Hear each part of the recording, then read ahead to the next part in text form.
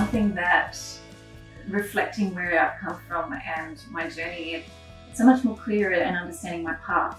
But I've had to look back and to reflect on my story to understand why I'm here and how I got here.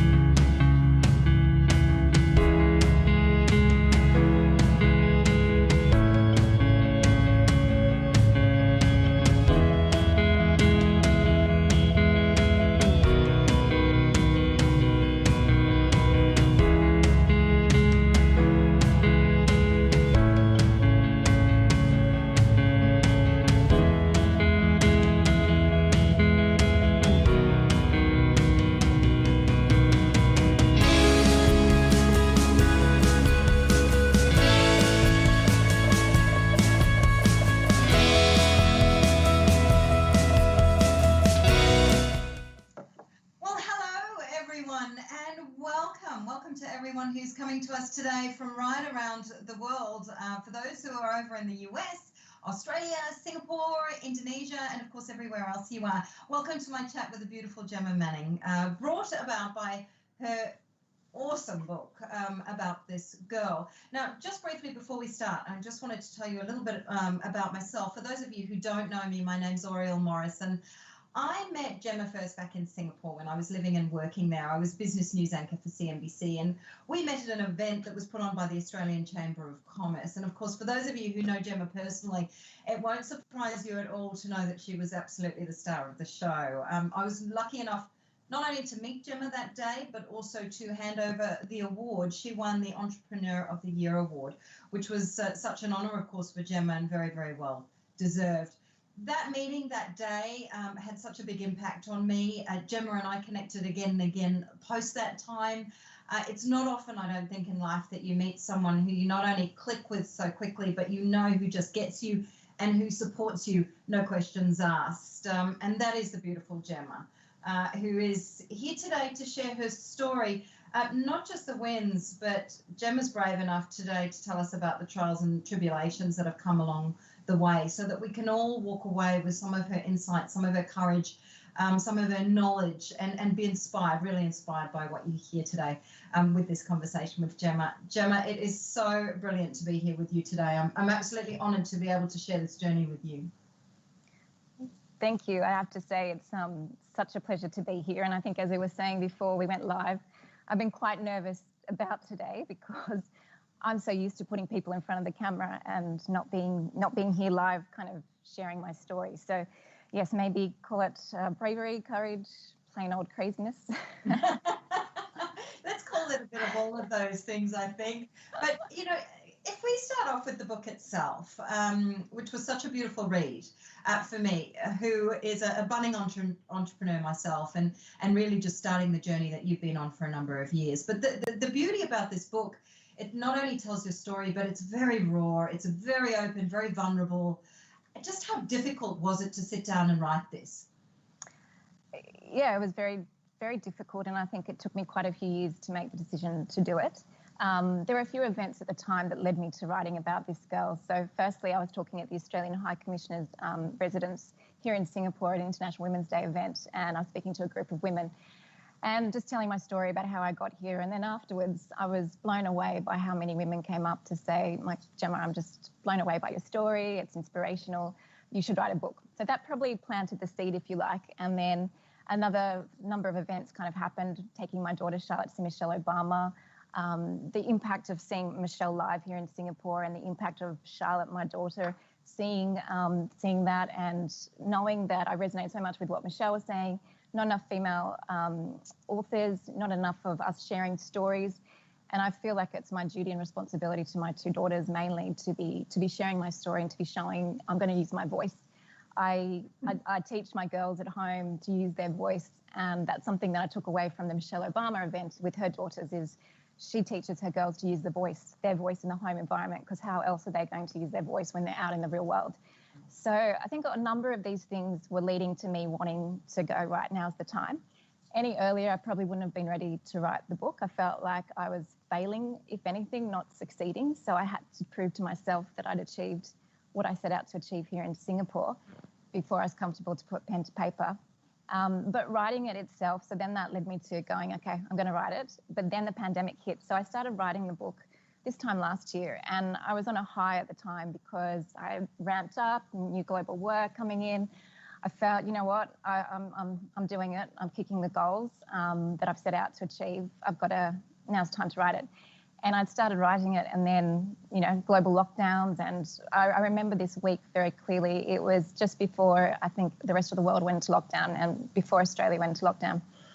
And I had call after call from clients, and it was a sense of dread that I had taking the call or the email, that it was, you know, Gemma, I hate to do this, but we're pulling back our spend. And it was, you know, a reaction from corporates going, you know, pandemic, quick. And so all of my businesses were impacted. Manning & Co. from a marketing point of view, with companies pulling back marketing spend. Gemstar in terms of not being able to physically bring people up to Singapore. Our masterclasses that are physically usually done face-to-face, not online. So I actually questioned, should I keep writing the book? I felt, oh my God, who am I kidding? I feel like a fake if I write this now when I feel like the rug has been pulled out underneath my feet. I guess the moral of the story is, well, actually, I remember I was going to come home as well. I phoned my mum and said, what do I do? Do I stay or do I come home? I had about a week to make a call. There was the last flight going from Singapore to Sydney, and it was like, do I get on that flight? And my mum said, darling, no, you've come this far, stay. Like, you've still got stuff to do up there, I know, so you stay. And so then chain of events, I kept writing it, and some amazing things happened during that time. So, but it's another example, I guess, of where you question and you doubt yourself. Yeah. And I think we all have those doubts. We all do, I think, in every journey that we go on. Now, you mentioned your mum there very briefly and her support. I know that you talked about her in the book as well. She's always been a huge support to you, but you've formed this amazing tribe that you've had around you throughout every step of your journey. Your foreword was written by Ginger Jones, who I know shared part of your journey with you. The beautiful picture on the front of the book, which I've got right here, absolutely stunning picture of you on the front of the book, was also written by one of your very dear friends. Tell us a little bit about that. Everything about the book, it had to be real, it had to be authentic. And that's the whole message of the book, is about being this girl, being comfortable in your own skin, embracing it. And so having people close to me who have been part of that and bringing them into the process of the book was incredibly important to, again, bring that element of authenticity. So my best friend Renee, I've known her since I was 12, and bringing her on board to do this was, that's a very personal thing to illustrate me, and having been best friends all these years, to be brave enough to take on this job, if you like, or this request of mine. So having that was incredibly special, and I think talks to some of the incredible people that have helped me during the journey. So Renee being one of them, and my dear friend Ginger Jones. Absolutely, whilst we live oceans apart, she's in the US, a very successful businesswoman, but we share the same vulnerabilities, we share the same journey, being mothers, having these businesses that you've got to, show up every day, all of those things that go on as a female entrepreneur when you're also a mother, trying to do this. That's how Ginger and I connect. So, and I met her on the beautiful Necker Island with some amazing people. So having Ginger participate as well was absolutely key. I wanted to talk about that, your experience in Necker Island, in just a little bit. But first of all, to how you started the book, which really resonated with me and had a huge impact. And you told the story about a Grab driver in Singapore. For those of you who don't use Grab or know Grab because you're in a different country, of course, it's the Uber of one of the Ubers of Singapore. And this Grab driver was judging you because of your gender. And I was absolutely gobsmacked when I read his comment that men wouldn't find you attractive because you're too strong and you're too capable. I probably would have knocked him over the head and walked out of the car, but that wouldn't have been the right thing to do. Not in Singapore. Elegantly. It was infuriating, though, to be honest, or also hence being a key story to open the book with. I remember coming into the office where I'm sitting in the Singapore office today.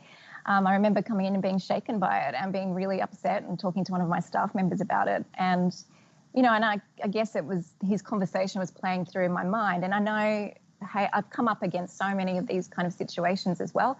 By now I shouldn't let it get to me, but it did get to me because I thought, far out, like, you're telling me I'm too strong, I'm too capable, and therefore not attractive, or that I'm going to make men feel intimidated because of that. You want women, and his conversation to me was, we want women to participate. They have to earn an income, so they have to pull their weight. But at the same time, we don't want them to be too capable, such as yourself, who's running these businesses. I was just like, I was like, why did I wanted to get out of the Grab, basically, and close the door on him. But it did rattle me, and I think it rattled me because I care about, I care about equality, and I shouldn't have to deal with that or put up with those conversations in this day and age. I didn't think I'd have to deal with it as an 18-year-old when I finished high school. And so here we are, all these years later, still having these conversations. We are still having the conversations, and I know from my conversations with you that you are still dealing with that.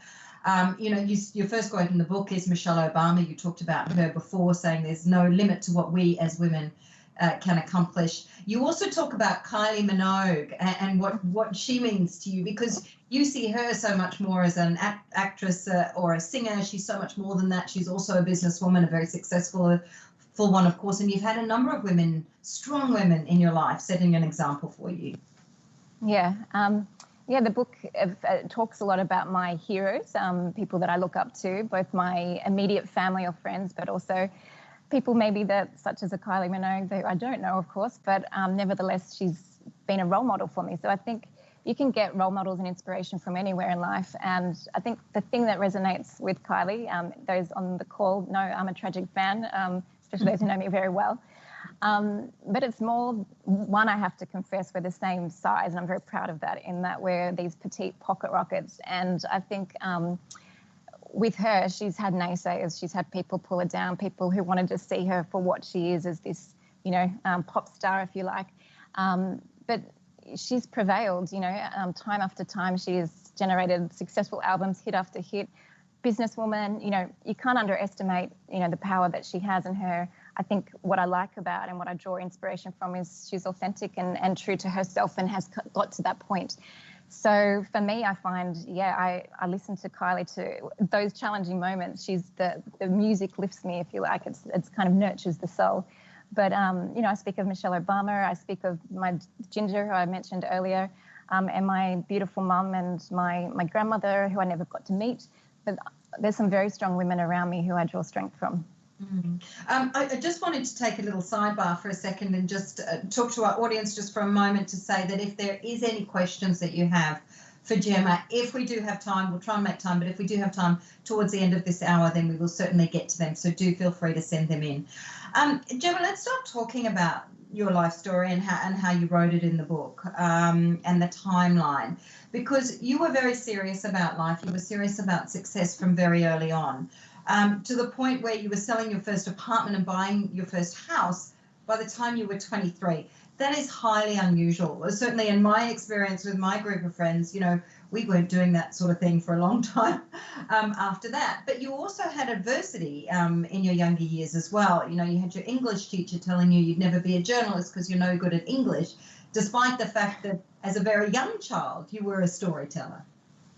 Yeah. Yes, I think those early years, and looking back, you realize it really shapes you, and it kind of does have an impact on what your drivers are and what motivates you, and kind of shapes the journey. So writing about me as an entrepreneur, I've had to look back at those early years. And it's a good thing, and it's also a difficult thing at the same time. But looking back at it, I've definitely seen those moments where it really it drove me. Any time in my whole life where somebody said to me, Gemma, you can't do something, that just does not resonate. I will dig deeper and I will find a way. So the example of my English teacher, I'll never forget it.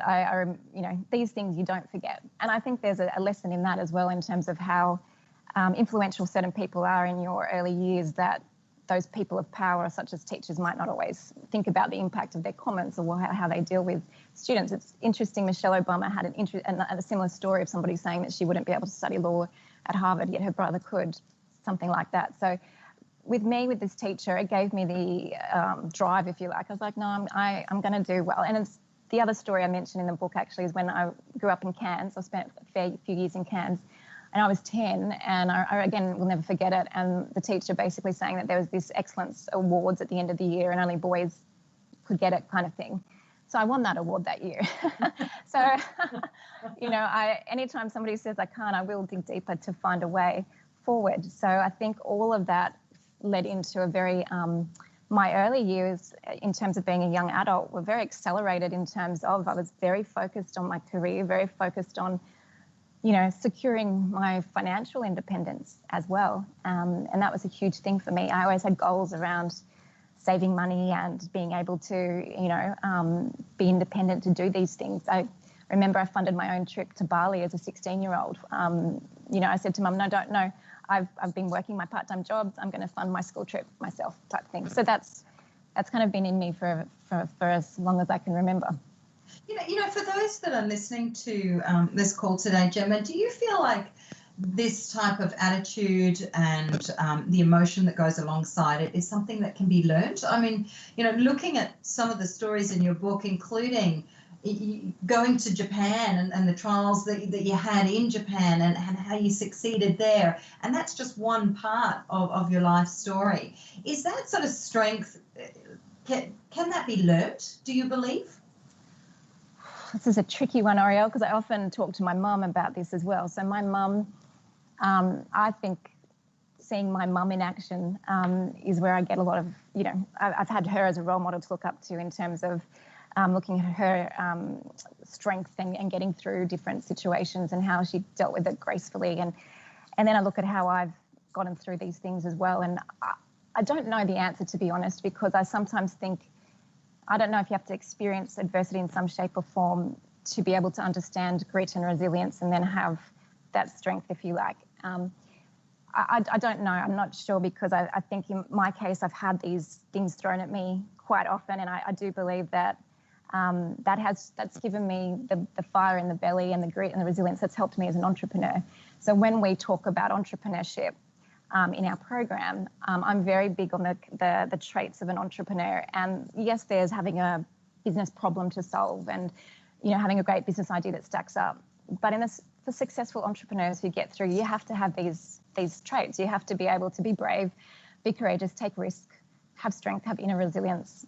And I don't know, I think that, sometimes having the moments where you fall down is not a bad thing if you pick yourself up and you take the positive with it. So I've always felt that anything that's been thrown my way, that's okay, because I think I have grown as a result of it each and every time. There are some people here today with us that have read the book. There are others that probably haven't had the chance as yet. But tell us a little bit about what brought you to the path of entrepreneurship to start with, because you were working in corporates, you had experience in corporates, you'd done very well. And in fact, that probably was part of the problem, was that you were doing so well at such a young age, and not everybody liked to see that. But you were very secure in what you were doing. Entrepreneurship, of course, is a very different path. So tell us a little bit about your journey getting to when you made the decision to go out on your own.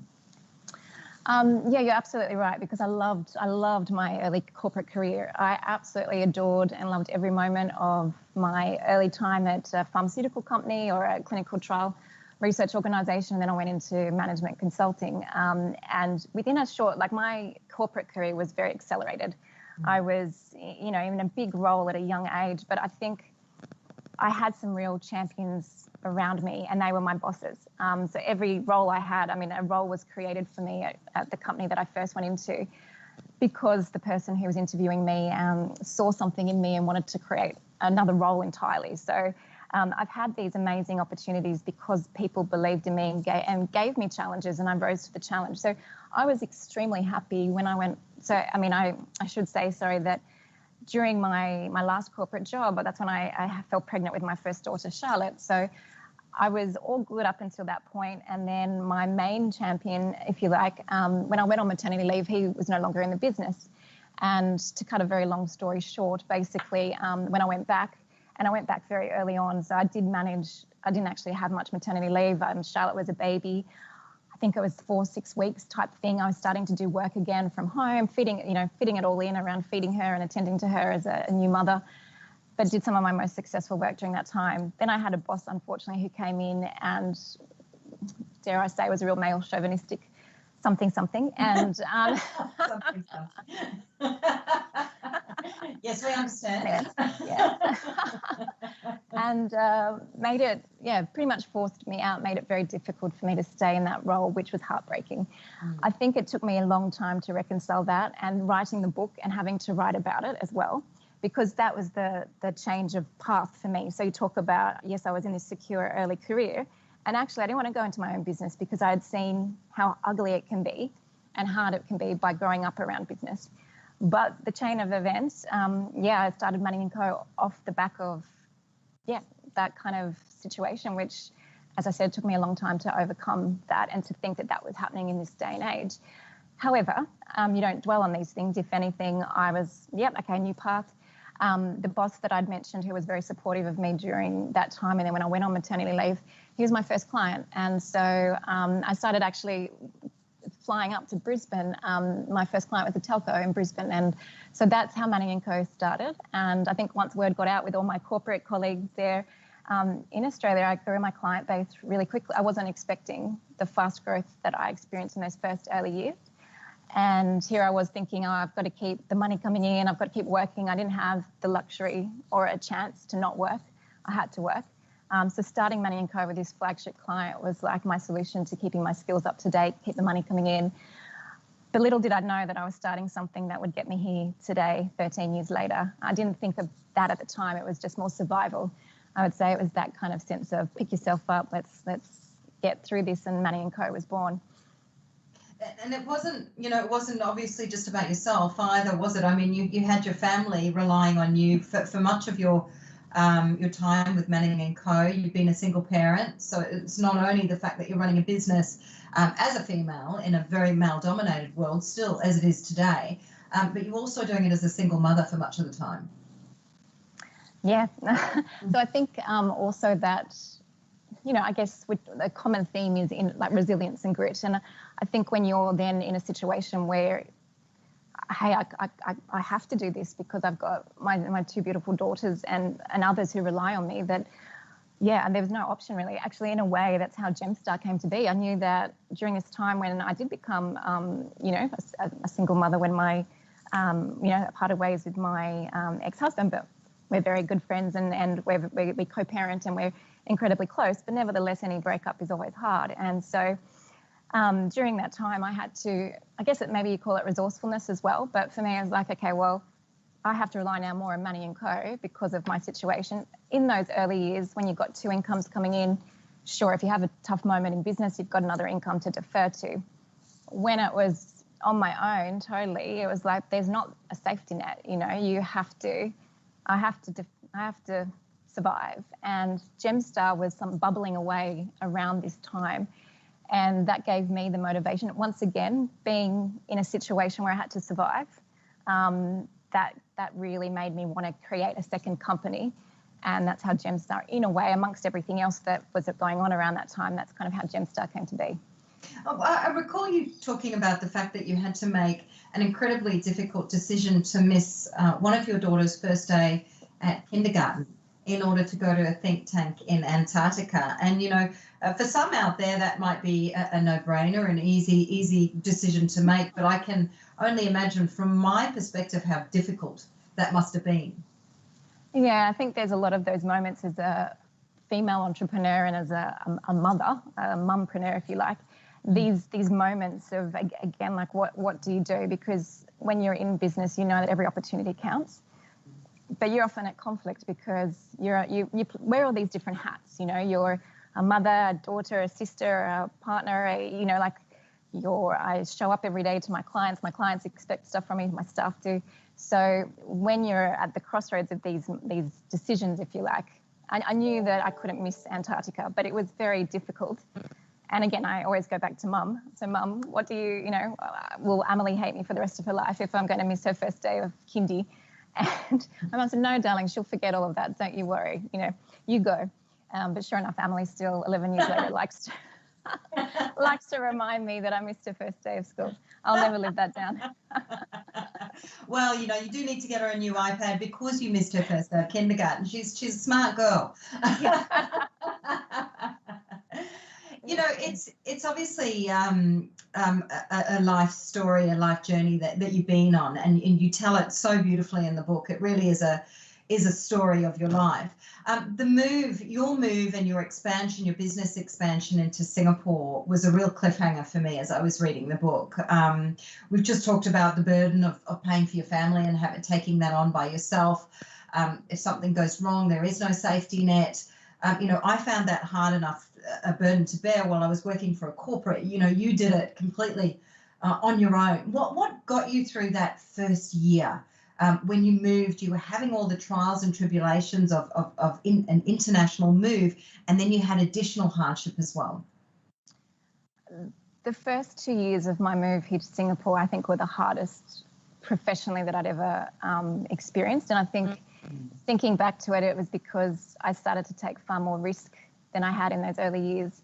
In the early years, my life complicated maybe in some ways, but I had one office, I had one company, I had my family around me. So it was a bit more of a safer environment. When I moved to Singapore, I was risking everything. And so I think once the risks are higher, there's obviously a lot more at stake.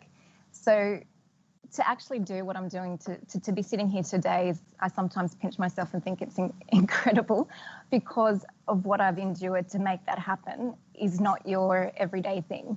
So just the technicalities of moving my children here. I mean, for those of you who don't know Singapore or here, as a foreigner, like, you've got international school fees to contend with. You can't just send your child to the local school. So say you're looking at 80 grand for 2 children to go to primary school at an international school.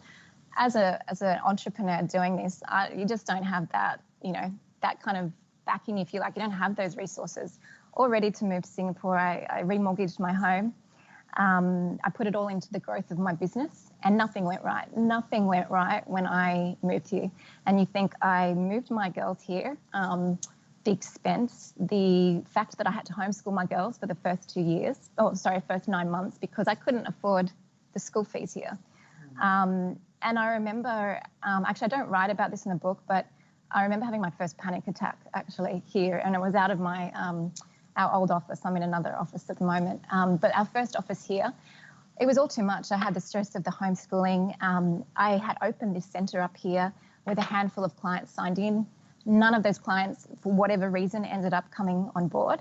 So here I am, the infrastructure costs, the fact that I had taken this very bold, gutsy move to come here, and then all personally, maybe in the business community, people wouldn't have seen the sacrifices I had to make to do this. But inside, I was crumbling. So I remember having to, I walked out of the office one day and I just wanted to cry. Like, I can't breathe and I need to cry. And where do I go for that? Because I've got people in my office. I had some visiting clients up. I had staff there. I had a helper or a tutor at a small apartment we're at with tutoring the girls for school, and I didn't want them to see me break down.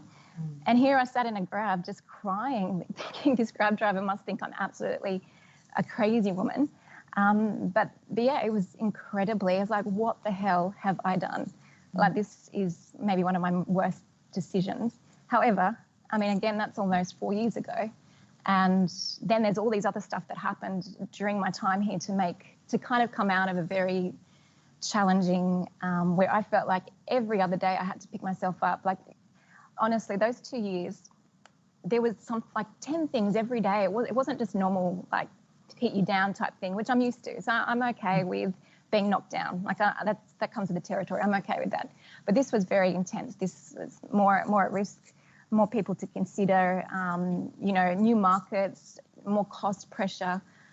It was a whole other ball game. And I mean, I've survived to tell the story, but I think it's how you respond to those moments. Because sure, quite a lot I've wanted to give it all in. You know what? Manning & Co, Gemstar, like, can't do it anymore. Too hard.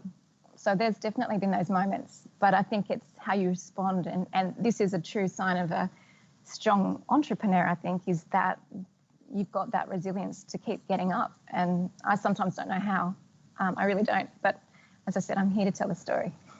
You are here to tell the story, and you've been even more successful since that point. But it was shortly after that you took another few hits. I mean, you've just described how incredibly exhausting and difficult emotionally that period of time in your life must have been.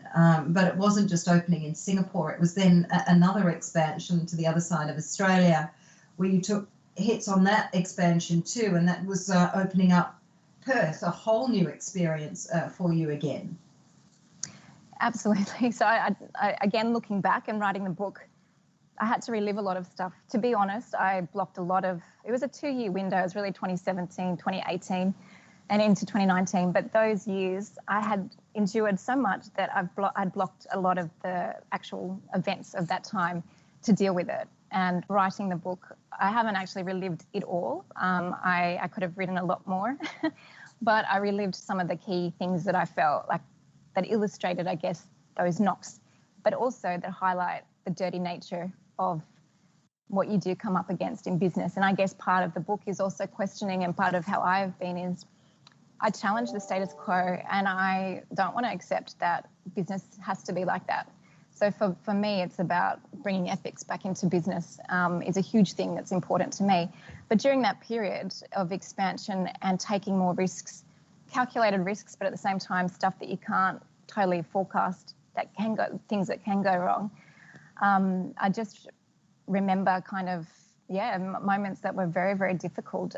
But me being disillusioned by the people around me, by the institutions, by government, by, I was just like, I can't believe some of this stuff actually is happening. But I think during that period, and I write obviously a lot of these stories in the book, I put my head down, I cut out, and this is one of my messages, if you like, or something that we also talk about in the entrepreneurship program that we run. You cut the naysayers. There are so many people who want to bring you down, and I have experienced that firsthand. And I think you've got to learn where to cut people out that are not good for you, institutions, organisations, other people that you just go, you know what, that you're not good for me in my journey and my path, so therefore, no. And I did that. I had to cut certain things out. But do you know what? By doing that, that is when I got my success. So, I mean, by me blocking out the noise and not focusing on what others were doing, I focused in on, okay, where are the opportunities? What do I need to focus on? And go with it. And I put my head down. I disconnected myself from quite a lot of the community and different people during that time to really just be focused and not let the noise get to me. And I think that is why we've kind of gotten through that, and we're, on a very strong growth trajectory now. But I had to endure, I think it was more disappointment, let me just say that, disappointment with a lot of what I was seeing, and dirty tactics, just bullish behaviour, stuff that I don't want to take party to. I won't. You said in the book, you talked about being disappointed. One of your comments in the book was that you get deeply disappointed with people in business at times, obviously. And you've also said that you feel like you've always had to have your boxing gloves on and watch your back. Do you, with all the experiences that you've had that you've been talking about today, do you still feel that way? Is it less of an issue the more successful you get? Is it more of an issue the more successful you get? Or is it just a realization that disappointment to a certain level is always going to be there? I think it's a realization that there's the light bulb moment for me is not everybody acts like me or thinks like me or has got the same values or same ethics. And that is disappointing, because sometimes I just think, well, surely that's how you do business. Surely when you're working in a partnership, X, Y, and Z happens because isn't that good values, or isn't that, what you should be doing? So I think what I have learned is, I think when I come across people who think like me in business and have got the same values as me, then I'm drawn more to those partnerships now. I think I have learned to kind of see through stuff, which I'm a very trusting person. So to be honest, sometimes I'm too quick to trust things because I think you're going to be the way I am. So maybe that's a weakness of mine. Maybe I'm a bit naive in that respect, being too trusting. So I think what I've learned is to have my guard up a little bit, which is not so natural for me because I am very, as I said, trusting and welcoming and inclusive and all of that. But in some situations, I've had to have my guard up a little bit, and that is where I have cut or made me and the business very focused on certain areas. And again, I've learned to probably just to see where those disappointments are going to, I think my radar is probably more in tune now to these things, so I can at least detect it as much. But I mean, I wouldn't say, I think because of changing path, if you like, or tactic on how to achieve my goals with Western Australia or Asia, I think that has helped me steer clear of some of the things that I was experiencing in those first 2 years of both going into the two markets and having these incredible hurdles thrown at one that, it's like David and Goliath, fighting the big guys. Yeah. And it's very much, it's not, the sort of issues that you're describing, it's not just a level of disappointment on a business sense, you didn't win the deal that you were hoping to win. It's also very much an emotional disappointment that you go through, especially when this human level of interaction. We're talking about that as well. Yeah. I mean, what stopped you at that point when you were at your lowest from just shutting up shop and walking away? What was it that got you through that incredibly difficult time, or times, because it happened more than once? I think it's my fighting. I think it's just innate in me. It's this sense of I just can't give. Like I'm maybe a high achiever. I'm somebody who, once I achieve my goals, then I'm okay with stuff. And what's kept me going is during those moments I hadn't achieved what I'd set out to achieve. I've risked so much coming in to those markets, personally, financially, putting everything on the line, that sense of maybe stubbornness going and determination. I'm going to get there. I just have to find the right way to get there. And for me in Singapore, so I've been living here for 4 years, and I'm absolutely, again, I can stand to tell the story. I've got great clients. I've won an iconic Singapore company during the pandemic. I feel like we've carved out a solid name. We've got accolades, awards, and yes, we're doing it and we're being recognised. But I had to go through all of that to get here. And so I guess that is the highs and the lows. But I think, unfortunately, we don't talk enough about that journey or the trials and tribulations that one goes through to do this.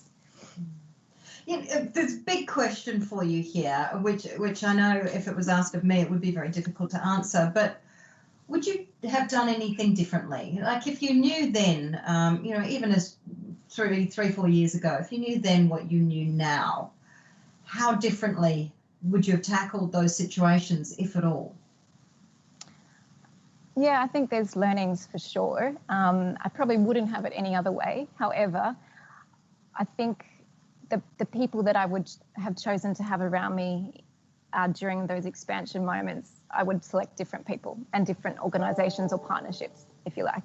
So I think I learned quickly during that time who to avoid in my future business dealings, if you like.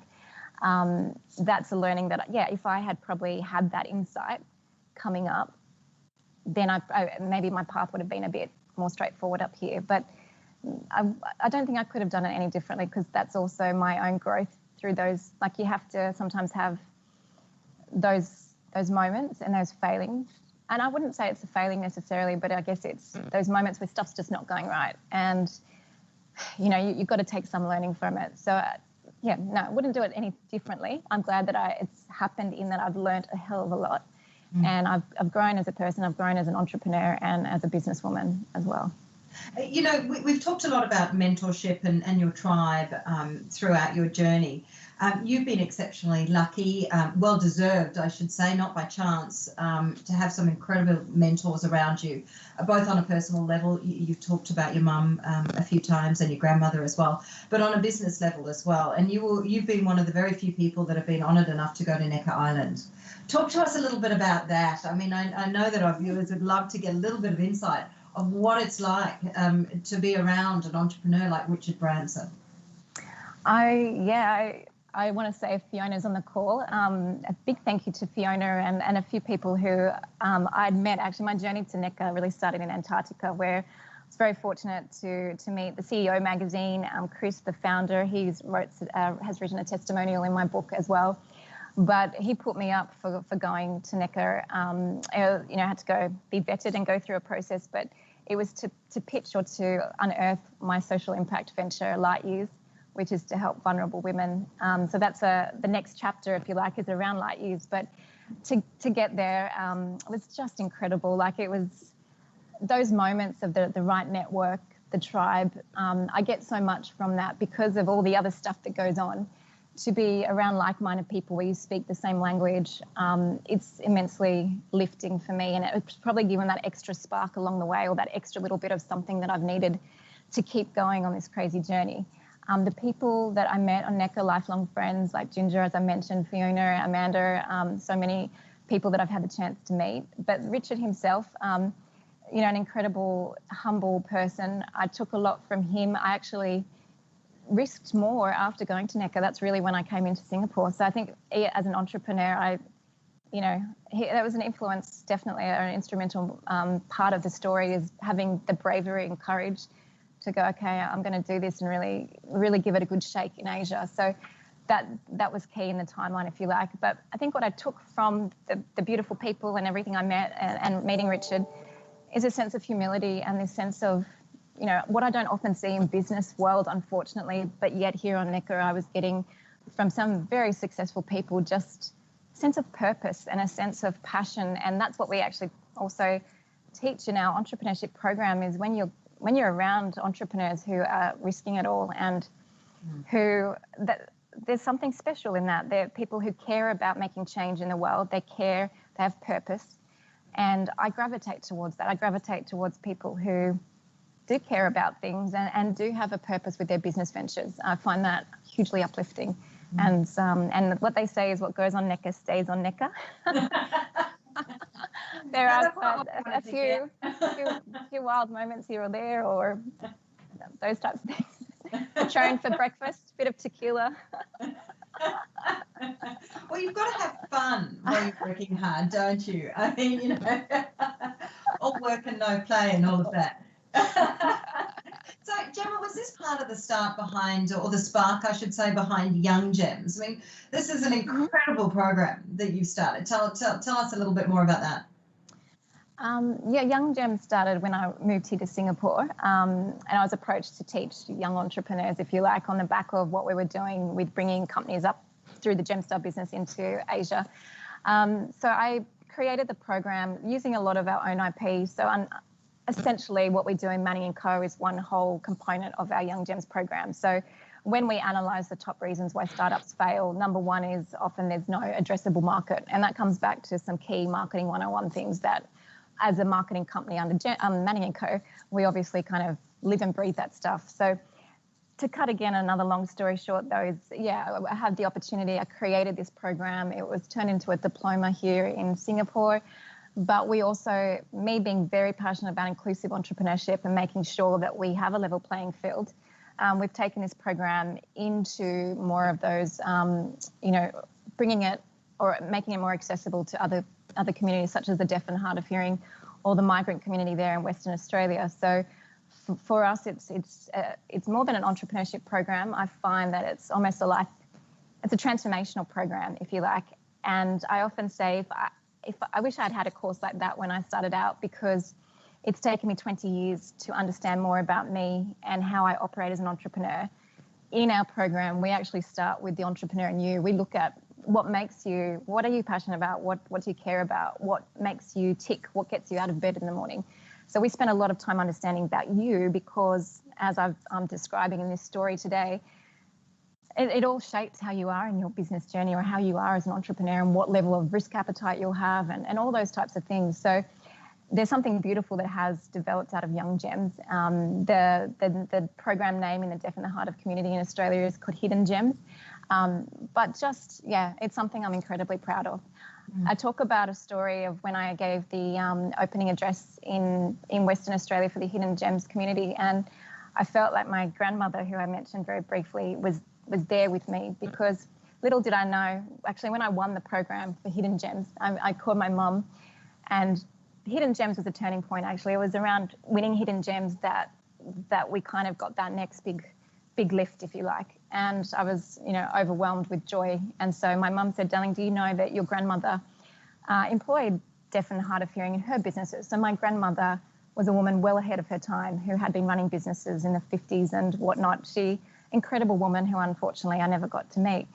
But I felt like I was, in a way, carrying her legacy by this program. I didn't realise it, and there's no way I could have known that, and I didn't know that part about her and her business. I felt like there was a very deep connection to this particular program, and I felt like she was there with me when I was delivering that address. Yeah, that's an amazing connection. Can you, if you were asked by somebody today, and it doesn't matter whether you're male or female, if you're a single parent and you're going on an entrepreneurial journey, can we have it all? Like, is there any reason whether, female or male, we can't have it all? Juggling parenthood and business and everything else that life throws at you. I know I'm doing it, but there's a lot of hard work. There's a lot that goes into having it all, and you've got to balance it all and to juggle it all. Sometimes you have to, pull back in other areas. I think sometimes what I struggle with, I think, is I try the best to be the best mother I can. I try the best to be the best daughter, the best sister. As I said, I wear all these different hats. And sometimes, we beat ourselves up, and sometimes I think I could be doing better at this or I could be doing better at that, but I can't be everything to everyone all the time. You have to kind of, balance that, I guess. So I think, I do, it's an I have to be incredibly organized to be able to do this, to be able to do what I'm doing. I have to have stuff, in order, both in my home life and here in the office. Otherwise, if it gets too chaotic, I do freak out about all the stuff I've got going on. So I think there are tactics and things and tools and ways that you learn how to deal with it and how you can do it. But it's not easy. I think my path is a less traveled path in a way. And as much as I'd love to have the easier path, this is my path for a reason, obviously. Well, what do you want for your girls, Gemma, when you look at the experience that you've had and the life that you've led? Your beautiful girls, Charlotte and Emily, what do you want for them? I want a level playing field, is what I want. And I thought I would have that when I was an 18-year-old going off to Japan, because I was told at high school that, if you have a good education, for me, I thought I did really well in my TER. I had my speak another language. I had my my university degree. Here I am, world. I'm ready to go.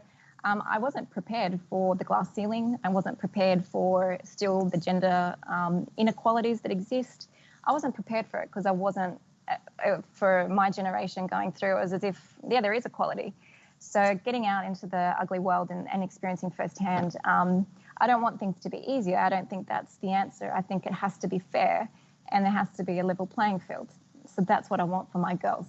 I think by me fighting for stuff, I could have easily gone, you know what, this is too hard. Let me go back into corporate, or let me just time out. This is too, what I'm doing is I'm really going up against it. I'm trying to change the game at the same time, and I'm often in uncharted territory. It would have been a lot easier for me not to take on these challenges and all of this. But I think the girls, they see me in action. They see I put my money where my mouth is. I'm not just talking about it, I'm doing it. And I know that as they're growing into the gorgeous young ladies they are, and I'm obviously very proud of my girls, they just, I can see it coming out in them as they're getting older. I can see how they feel about things that might be unjust or stuff that's going on and what they're going to do about it. I can see that they care about the world around them, and that they, if they care about something and have purpose, they're going to take some action to do something about it. So I think hopefully by the fact that the girls have been around me in business since they were in nappies, I think that it's been a positive thing, and that I think I'm hopefully setting them up for a more equal future, hopefully. Well, it's only by taking action, by talking about things like this, that you can affect change, and that's exactly what they're watching you do, even today, and by writing your book about this girl. Now, Manning & Co. turns 13 in March, so next year. Gemstar's 8. You've got a second book coming out at the end of the year. What does the future hold for you? I'm sure my clients on the call today are probably hanging for that. I'm not going anywhere, don't worry. Not yet. I still have a lot of unfinished business in both those businesses. I feel like Manning & Co. has got a new lease of life. It's constantly evolving, but after 13 years I'm delighted. It's my baby. I feel very passionate about the Manning & Co. business, what we do, how we do it, how we deliver our work, the partnerships we have, the fact that we're working across the region, all of those things. So for me, there's a lot there that we still need to look at for Manning & Co. Same for Gemstar and Young Gems. Probably, if anything, I want to take Young Gems globally, and digitally, that has helped us to really kind of set it all up so that we can scale that program internationally. The third thing, though, I mentioned light years before, and I guess that is really my passion project and something that I'm so deeply I care about and I want to, and it's what I pitched to Richard Branson or shared on my time at NECA. So I'm taking steps to do a pilot program of that in Singapore, and then we'll look at taking that out. The premise of that is to really work with vulnerable women and be able to give them a safe platform for growth and development. And we've kind of been building over the last few years the core building blocks. So our Young Gems program is our education platform, if you like, to be able to empower people in this way. So watch this space. That's what's coming next. Oh, I can't wait. I'm also very much looking forward to that second book that you're writing amongst all of these other amazing things that you're doing. Gemma, I just wanted to take a couple of the questions that are coming through, sure. So we can get to some of our viewers. They've got a few questions are coming through, actually, but I think this is probably pertinent to what you're doing and how you've lived your life. But how has becoming a mother shaped the kind of business person that you are? It's being a mother has been a huge, I became an entrepreneur as a mother, so I didn't know life as an entrepreneur before becoming a mother. So it has been part of me in my entrepreneur journey the whole time.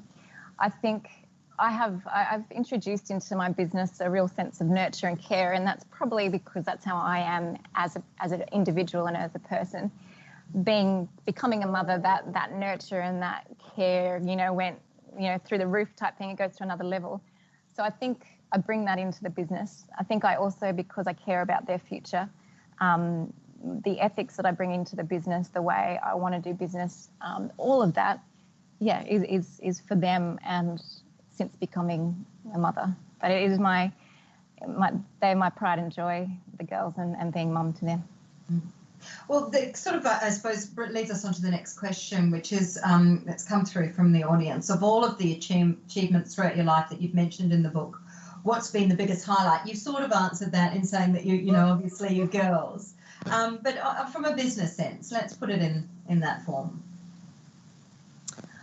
I think Singapore, and definitely what I'm achieving here is because it's been a hard journey and all the sacrifices I've spoken about and whatnot, to be where we're at and to be kicking the goals we are, I'm immensely, it just shows, and I wish I could kind of show or turn around the screen to see what I can see from my office. But every day of being in this office, it's my happy place because it reminds me of what's possible. So Singapore for me represents to me as in my own entrepreneurial journey what's possible, because I've done it. I've done it. I've endured it all. I've built a sustainable business. I can say hand on heart, if I had to go home tomorrow, I've achieved what I've set out to achieve here in Asia. So that definitely is a highlight. Also, my Young Gems program. I'm again so proud to see our Young Gems come through. How they, being able to teach and educate and mentor in a way that I feel is missing in some of the programs, having that level of care and nurture. Is what I think people thrive on as well. So they're just two. There's a lot of other highlights, but they're two that stand out. Is there any particular Young Gem that's come through the program that has really just resonated with you on an emotional level? A few, yeah, definitely. Adam on my team, who's coordinated today for us, Adam's on my Gemstar team. He's a Young Gem. So, Adam's been with me for 3 years. It shows the power of also what we give our Young Gems. Everything I do in business, I'm about walking the talk and being real and not being fake. My Young Gems are the best hires, to be honest. Our Young Gems, they've going through the program. I think they've got what it takes. They've got a good grasp of what it takes to run a business through the skills and the knowledge that we share. But there's that sense of nurture, I think, that, again, helps our Young Gems to discover more about themselves and their own journeys. So, yeah, very warmed by our Young Gems program. I've got another question coming through. What do you envisage the business to be like in 5 years? Question. Yeah, I wonder if that's from one of my team members. Trying to get a sense of where we're going. No, for 5 years, I want to see young gems globally in every market. That's my big ambitious goal. I'd like to see light years having been launched and being more in action. I mean, I see myself in 5 years still running the businesses as they are, but just probably more growth and in international expansion. Ask me what I'll be doing in 10 years. I don't know. 10 years is too far in the distance, but what I would say is running a business, like the businesses I run are very demanding, intellectually stimulating in terms of they're thinking. I'm in consulting, and there's a lot of thinking that goes into this. So a lot of thinking every day, thinking for clients, marketing strategies. You have to always be on. So let's hope that I can keep my onness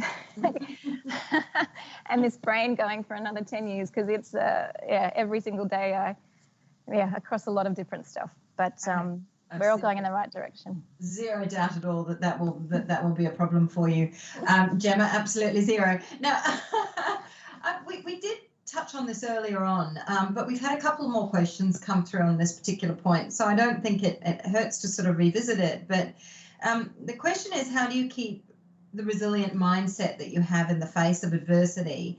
Another question, that you've had plenty of setbacks. How do you keep going? I mean, there's a real familiar theme about it. So let's go back there and listen to what really drove you through the very difficult times that you've had.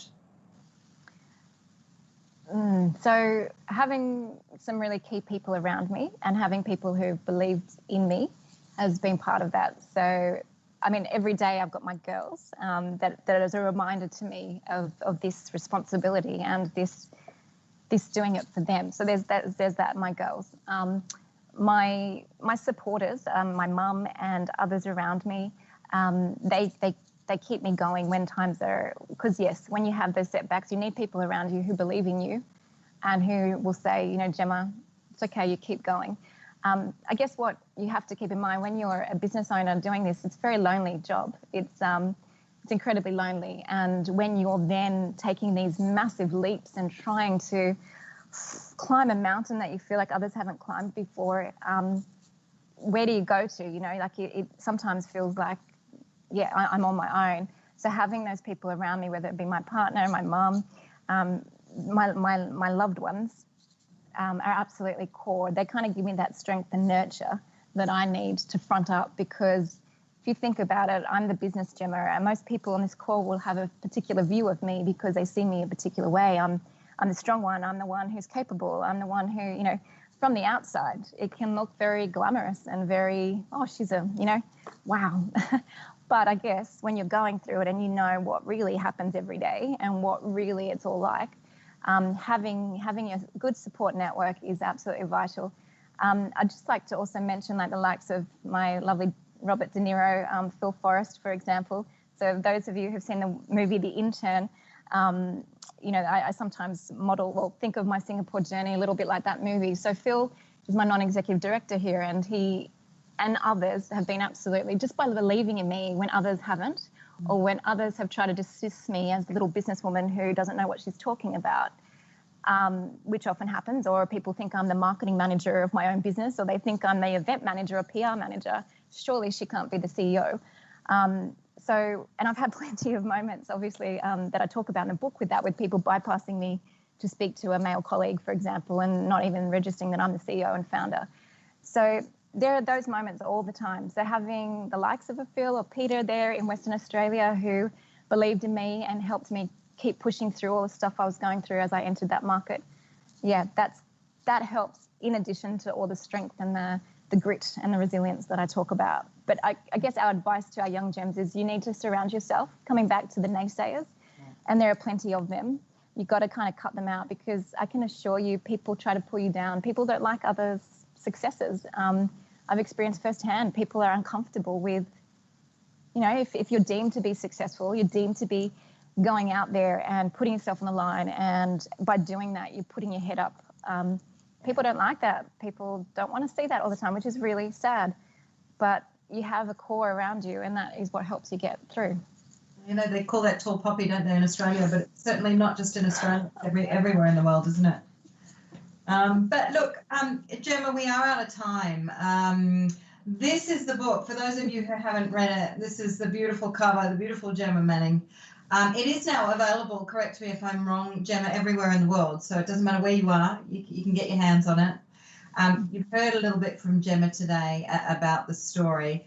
I wholeheartedly recommend it. You know, if you want to know anything about grit and resilience and courage, or you just want a little bit of inspiration or motivation in your life, this is exactly where you're going to get it. It's never going to be too far from me, believe me, Gemma. So I just wanted to say a massive thank you from myself and on behalf of everybody that's listening today and that will listen hopefully to this conversation in the future. You are amazing, incredible, inspirational and motivational, and we all thank you.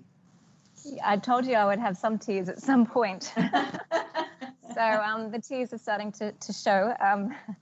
But no, thank you, Oriel. Thank you for your support as well. You're a trusted friend, colleague. I couldn't have done this with anybody else. It's me bearing it all. And thank you for making yourself available to do this with me. It's an absolute honour. Can't wait till we can have a drink together and we're physically by. It won't be long. Hopefully it won't be too long. International flights are opening. So thank you also to everybody with us today for sharing this journey with us. It's been a real pleasure. Thank you. Thanks, everybody. Bye.